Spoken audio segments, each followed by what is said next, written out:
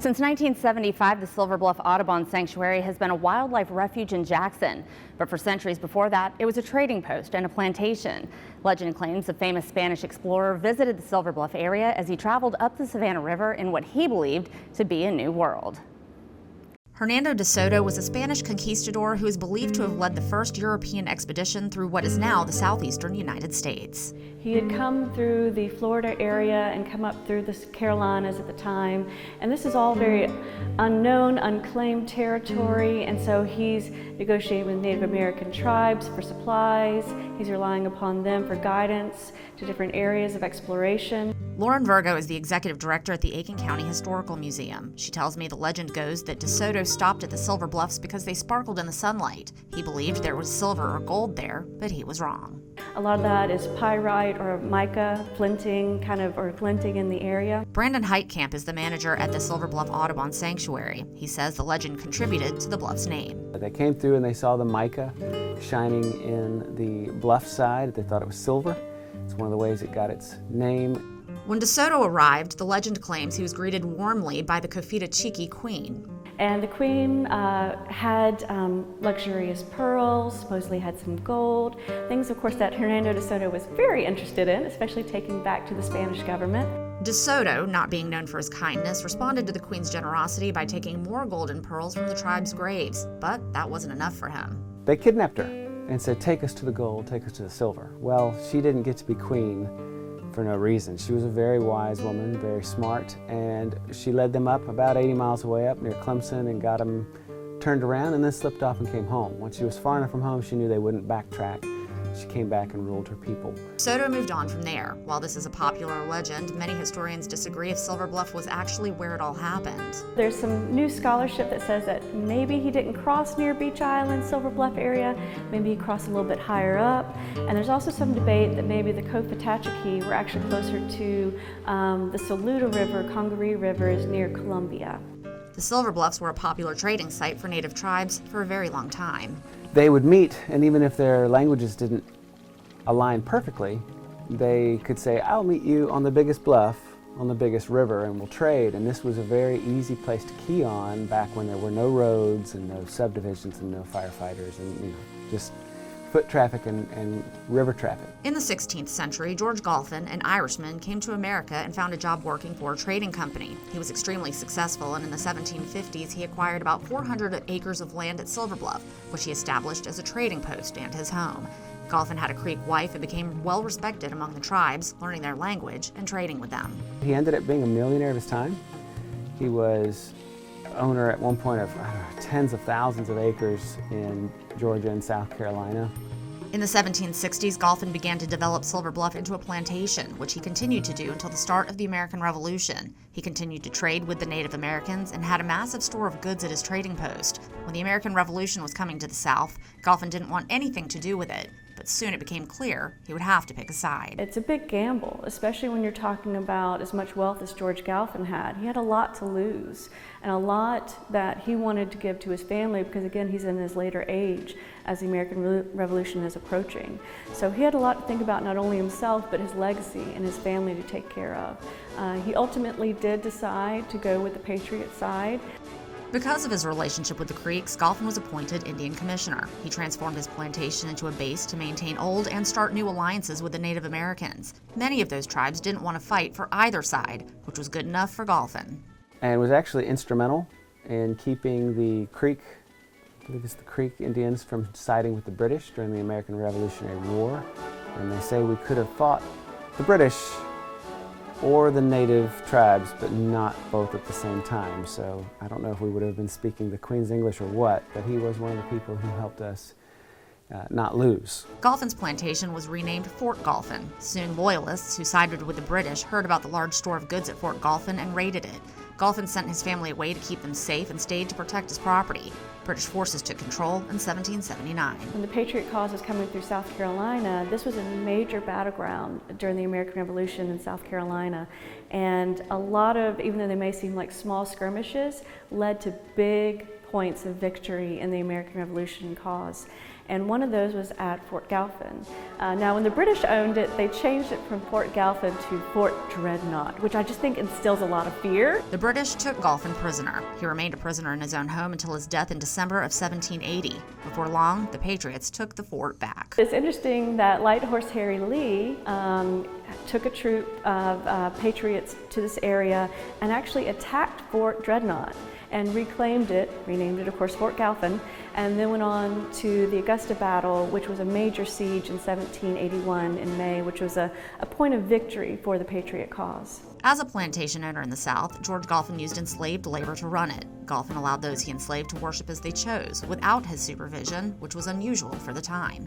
He would let them practice their own religion. That's not a thing that was typically done. They in most plantation settings would have to hide that and do it amongst themselves, but he encouraged them to embrace their religious beliefs and would let people come and talk to them. But we do know that George Galphin was a gentleman who did allow for his enslaved individuals to have sort of these meetings and these gatherings, and to allow these traveling preachers to come onto his plantation lands and preach to the enslaved people. During and after the war, Galphin's enslaved people were freed, and the Silver Bluff Plantation Church split up. Some went to Savannah, where they founded First African Baptist Church. Some only traveled as far as Augusta, where they started Springfield Baptist Church.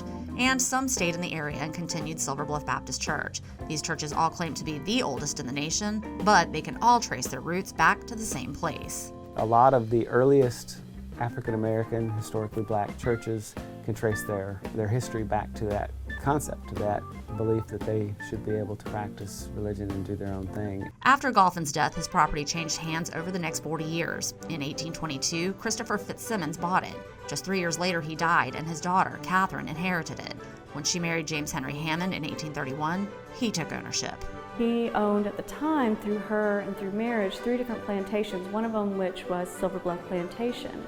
Eventually, through marriage and purchase, James Henry Hammond would acquire around 14,000 acres of plantation lands, and around 300 enslaved individuals worked in those plantations. Hammond began his efforts to increase production at Silver Bluff. When he took ownership of the land in 1831, it was worth about $36,100, more than $1.3 million today. And by 1840, it was worth $59,500. $2.15 million today. To make the swampy Carolina Bay on Silver Bluffs farmable, he used enslaved labor to dig a grid of ditches to drain them. And they all drained downhill, and they would plunge all that held water, that stuff that would have been captured, through a ditch, and it went out into House Lake and then into the Savannah River. So they just dug until they got to a creek or river system, and then all the water would drain, and you were left with that fertile soil. So they'd farm it.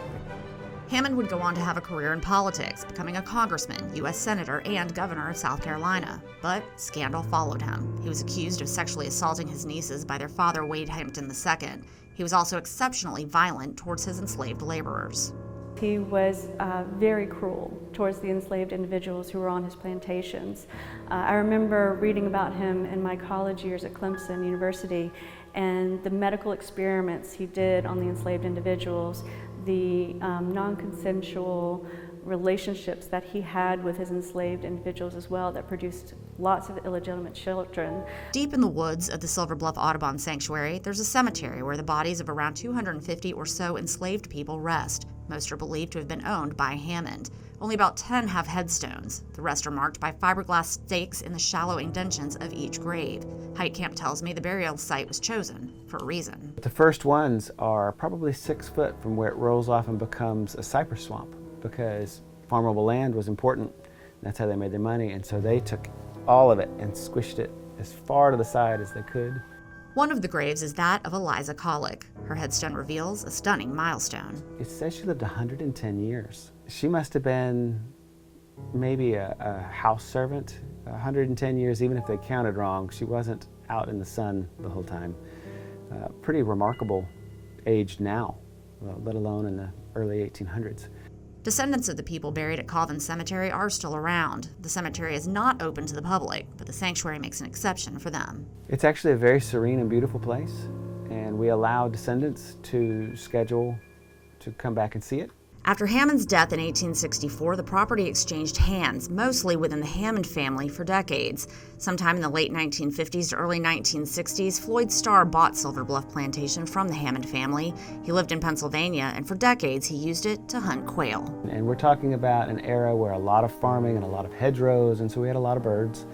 And as things were being taken out of farming and developed, he saw a decrease in the amount of game birds that he was hunting and interested in. Starr was so concerned about the decrease in the northern bobwhite quail population, he donated the property to the National Audubon Society. Gave roughly 3,000 acres to Audubon, and we took ownership in 1975. But his charge for us was to build bird habitat and be self-sustaining. Since 1975, the original purpose of the Silver Bluff Audubon Sanctuary has evolved with the goal of trying to bring back the land to what it was 400 years ago.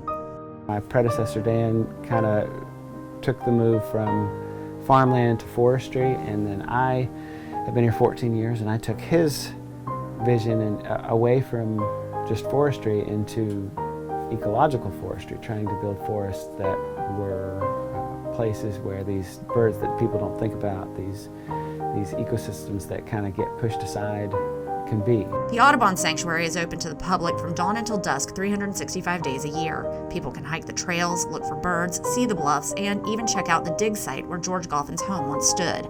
Hike Camp tells me that if Starr hadn't donated this land, things at Silver Bluff could look very different now. Just the fact that he would think at the time to protect birds and think about all of the development that was going on, this 3,000 acres could have very well been a subdivision. And now it's a public place that people can come every hour of the day and hike and bird and see birds that a lot of people don't get to see. That's just part of your hometown history. Kim Vickers, WJBF News Channel 6.